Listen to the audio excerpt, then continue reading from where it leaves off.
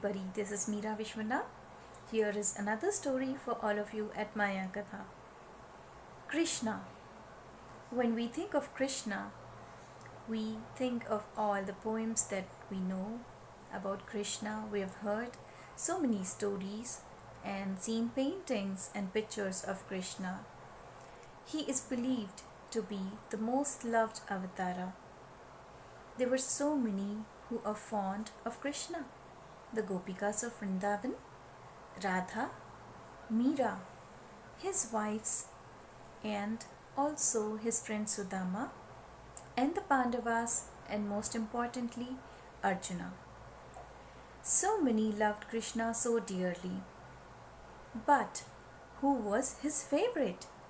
That was the question Narada had in his mind when he was going one day to meet Krishna.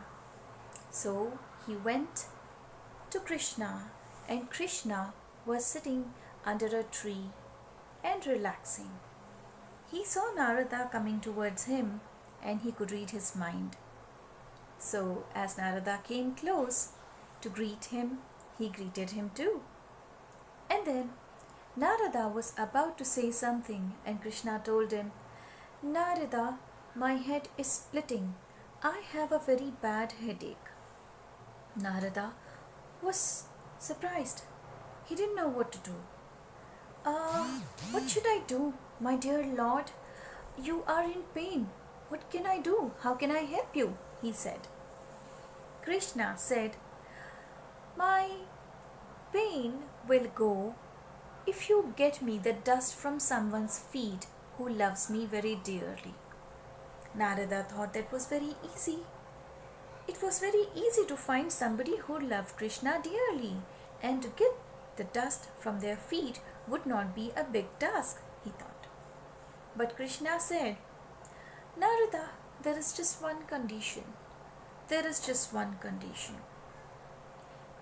Anyone who gives me the dust from their feet must go to hell after they die. They will have to suffer in hell."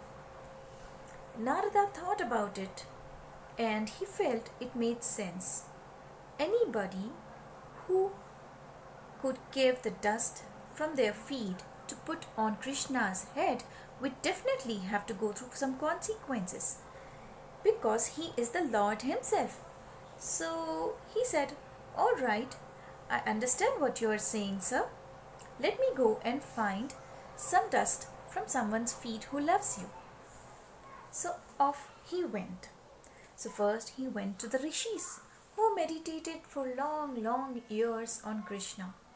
He went to the rishis and he said, "The Lord is in pain and he needs the dust from someone's soul or feet who loves him dearly."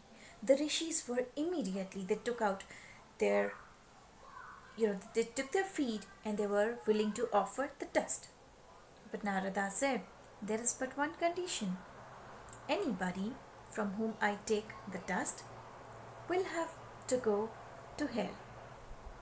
Now this was something the rishis did not want for sure.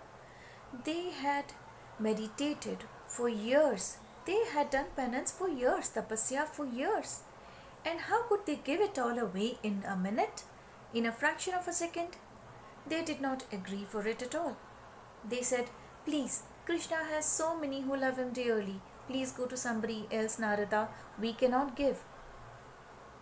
Narada next went to Krishna's wives. So he asked them, "Your Lord is in pain. Why don't you give us some dust from your feet?" They said, Satyabhama and Rukmini spoke in chorus. They said, "How can we do that? He is our Lord. And how can we give the dust from our feet? We cannot do that. Whether it has consequences or not, He is our Lord and we cannot think of something like this. It is blasphemy, they said, and they refused to give. So Narada knocked the door of a Gopika. The Gopika was busy with her chores. She was cooking something. She had just put her child to sleep. And she opened the door and she finds the great sage Narada at her doorstep, and she says, "Oh dear Lord, what brings you here to this humble home? Please tell me, what can I offer you? What can I give you?" Narada says, "Dear one, our Lord, dearest Krishna, is in pain. His head is splitting with pain, and he needs the dust from someone's feet who loves him dearly." The Gopika did not think twice. She handed over the dust from her feet to Narada.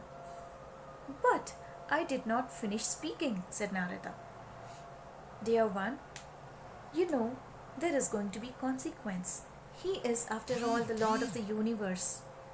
So there is going to be a consequence. You will have to suffer in hell." The Gopika laughed and she said, "This is my opportunity to serve the great Lord. How would I miss it? No matter what the consequences. Every day as I go about my chores, I think I have not been able to serve my Lord at all. He is the one who takes care of the entire universe.